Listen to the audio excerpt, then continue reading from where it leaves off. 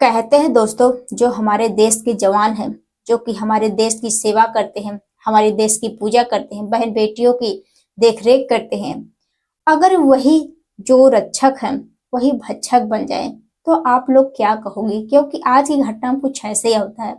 आज की घटना में जो महिला रहती है वह रोते बिलखते हुए थाने जाती है और पुलिस वालों से सारी बात बताती है कि साहब, जो हमारे घर परिवार के लोग हैं, जो हमारे ससुराल के लोग हैं, मुझे दहेज के लिए मारते पीटते हैं, मुझे काफी परेशान करते हैं, मुझे इंसाफ चाहिए।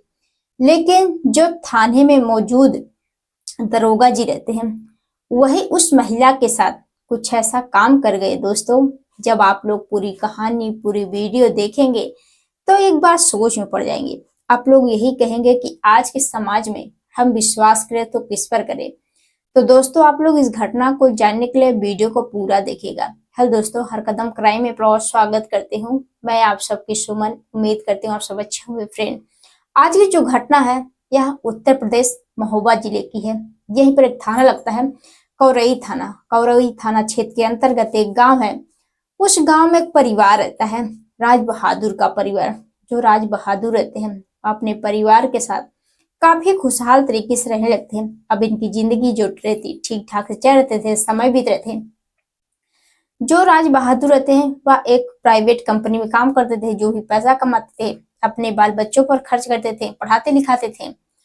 उन घर की सारी जिम्मेदारियां उनके ऊपर रहती है।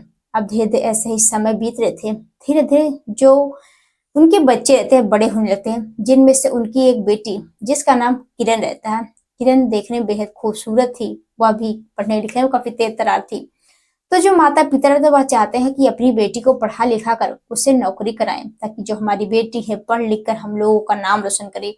अब यही सोचकर जो माँ बाप रहते हैं अपनी बेटी किरण को पढ़ाने लिखाने लगते हैं। बेटी भी मन लगाकर पढ़ाई करने लगती है। धीरे धीरे समय बीत रहे थे, किसी कारण वह उसे नौकरी नहीं मिलती है। अब जब उसकी उम्र लगभग 25 से 26 साल हो जाती है तो जो माँ बाप रहते वह चाहते हैं क्यों ना बेटी की शादी कर दे, क्योंकि युग जमाना बहुत ही खराब है, महंगाई के जमाना है। बेटी की जितनी जल्दी हो सके शादी कर दे। इसलिए जो घर परिवार के लोग रहते हैं अब अपने बेटे के लिए लड़की देखना शुरू कर देते हैं। अपने बेटी के लिए लड़का देखना शुरू कर देते हैं। देखते देखते उन्हें लड़का पसंद आ जाता है। लड़का जो है सीआरपीएफ में नौकरी करता था और ढेर सारा पैसा कमाता था।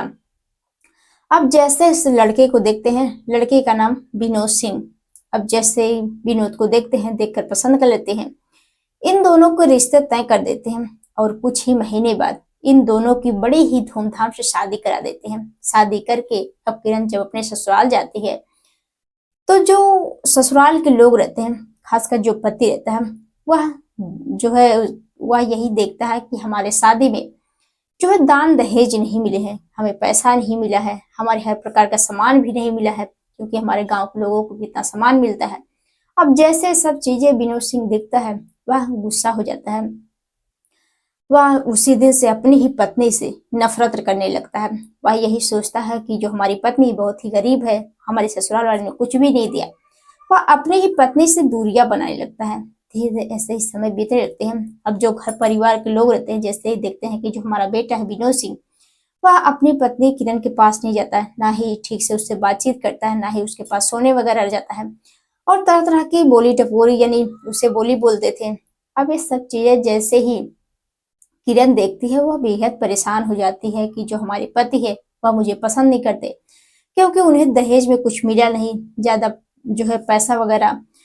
अब ये सब चीजें जैसे ही पत्नी देखती है वह बार बार पूछने की कोशिश करती है कि हमारे पिता के पास जो भी पैसे थे, जितना उनके पास हो सका उतना सामान दिए, पैसे दिए। अब नहीं था तो क्या देते। लेकिन जो पति रहता है वह अपनी पत्नी से काफी नाराज था। वह चाहता था कि जो हमारी पत्नी है वो अपने घर वालों से पैसों की डिमांड करे और हमें लाकर दे। वह आए दिन अपनी ही पत्नी को खरी खोटी सुनाता था। वह दहेज के लिए उसे मारता पीटता था कि तुम्हारे माँ बाप ने तुम्हें क्या दिया। अब ये सब चीजें जैसे ही पत्नी किरण देवी सुनती है उसको बड़ा बुरा लगता है कि जो हमारे ससुराल के लोग हैं वह तो दहेज के भूखे हैं, उन्हें तो सब सिर्फ पैसा ही चाहिए, सर सामान ही चाहिए। अब वह करे तो करे क्या। कुछ दिन तो वह अपने ससुराल वालों के साथ रहती है, लेकिन उसके साथ आए दिन अत्याचार होते थे, आए दिन लड़ाई झगड़े होते थे। हमेशा दहेज के लिए उत्पाद जो है उसको उत्पीड़ित करते। अब इस सब चीजें जैसे ही किरण देखती है बेहद परेशान हो जाती है। वह अपने घर वालों से इसके बारे में बातचीत करती है कि जो हमारे पति हैं विनोद सिंह, हम उससे ठीक से बातचीत नहीं करते, घर वाले भी नहीं करते हैं, मैं क्या करूं। तो जो राज बहादुर रहते हैं वह अपनी पत्नी से अपनी बेटी से कहते हैं कि बेटा जो वहां का नजदीकी थाना हो वहां पर जाकर शिकायत करो। अब जो लड़की रहती है वह किसी तरह से हिम्मत करके वह नजदीकी पुलिस थाने जाती है। पुलिस थाने जाकर वह पुलिस वाले जो थाने में मौजूद रहते हैं, अंकित, जो कि वहां पे दरोगा के पोस्ट पे नौकरी करते थे, अब जैसे ही अंकित के पास जाते हैं वो सारी दास्तान बताती है रो रो कर कि साहब हमारे जो ससुराल के लोग हैं मुझे दहेज के लिए मारते पीटते हैं, वह हमेशा खरी खोटी सुनाते हैं, मुझे गाली गलौज करते हैं कि हमारे तुम्हारे शादी में कुछ भी नहीं मिले। अब जैसे बात अंकित सिंह सुनता है, पहले तो वह जो है उससे समझाता बुझाता है कि चलो ठीक हो जाएगा, हम दोनों से बातचीत करेंगे दोनों परिवार वालों से। लेकिन जो अंकित यादव रहता है, जब वह किरण जो है थाने में आती जाती थी, अब धीरे धीरे इन दोनों जो है एक दूसरे का नंबर ले लेते हैं। जो अंकित सिंह रहता है वह किरण का नंबर लेता है, जब भी किसी चीज की जरूरत होगी पूछताछ करने के लिए तो हम तुम्हें यहाँ पर बुला लेंगे, तुम अपना नंबर दे दो। अब जैसे ही किरण अपना नंबर देती है और जो अंकित यादव रहता है, अब वह हमेशा जब उसका मन करता जी करता उससे बातचीत करता था, शाम हो या सुबह, धीरे धीरे जो है उस लड़की यानी किरण यादव को उस चाहने लगता है। एक दिन वह उससे प्यार का इजहार करता है कि मैं तुमको बहुत पसंद करता हूँ और मेरे साथ रहोगी तो हम तुम्हें बहुत खुश रखेंगे, तुमसे शादी भी जो है कर लेंगे। अब जैसे ये बात किरण सुनती वह भी खुश हो जाती है कि चलो जो दरोगा जी हैं बहुत अच्छे हैं, मुझसे शादी करने के लिए कह रहे हैं। अब दरोगा के ऊपर काफी विश्वास करने लगती है और वह अपने मायके आ जाती है। आने के बाद अब यही सिलसिला चलते रहता है। इधर जो अंकित यादव रहता है जब भी कहीं घूमने के लिए जाता, जब भी उसका मन करता बातचीत करने के लिए, जब उससे मिलने का मन करता, तो अक्सर वह किरण के घर आया जाया करता था। धीरे धीरे समय बीत रहे थे। एक दिन जो अंकित सिंह रहता है वह 12 नवंबर को किरण के पास फोन करता है और कहता है कि जो अंकित रहता है वह 12 नवंबर को किरण के पास फोन करता है। वह कहता है कि चलो आज हम घूमने के लिए चलते हैं। और जो अंकित रहता है वह अपने दोस्त के को कार को मांगता है। अब जैसे ही कार लेकर आता है और अपनी गर्लफ्रेंड यानी किरण को भी उस पर बैठाता है। अब दोनों निकल जाते हैं। हमीरपुर जिले के मौदहा थाना क्षेत्र के अंतर्गत एक इलाका है और वहीं पर घूमने के लिए जाते हैं। अब जैसे वहां पर जाते हैं, अब दोनों बैठकर एक दूसरे से बातचीत करते हैं, हंसी मजाक करते हैं। हंसी मजाक करते करते और जो किरण रहती है कुछ ऐसी बातें बोल देती है। वह बार बार यही कहती है कि तुम मुझसे शादी कब करोगे, क्योंकि लोग हमें काफी दिनों से जानने भी लगे हैं कि हम दोनों एक दूसरे के साथ घूमते टहलते हैं, हम दोनों शादी कब कर रहे हैं, मुझे सच सच बताओ। अब जैसे बात किरण कहती है, अब अंकित को बुरा लगता है कि वह शादी की जिद कर रही है। वह गुस्से से उस कार में रखा हुआ जो लोहे का राड रहता है उस राड से किरण के ऊपर वार करने लगता है, तब तक जब तक उसकी मौत ना हो जाए। अब जैसे ही उसकी मौत हो जाती है उसके शरीर से एक एक कपड़े उतार देता है। उतारने के बाद वह जो है सड़क के किनारे खेत में नग्न अवस्था में किरण की लाश को फेंक देता है और वहां से फरार हो जाता है।